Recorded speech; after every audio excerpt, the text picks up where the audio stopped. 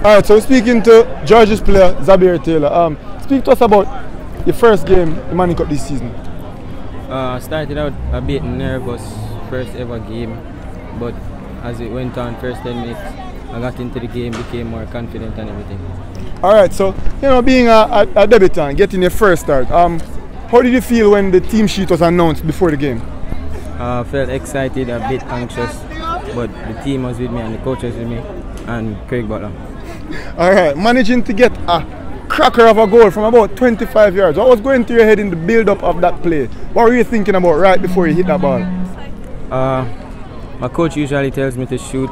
Been practicing for years, so I just need to use my technique. Alright, speak to us about your aspirations as a team going forward into this Manning Cup. How well can St. George's College do?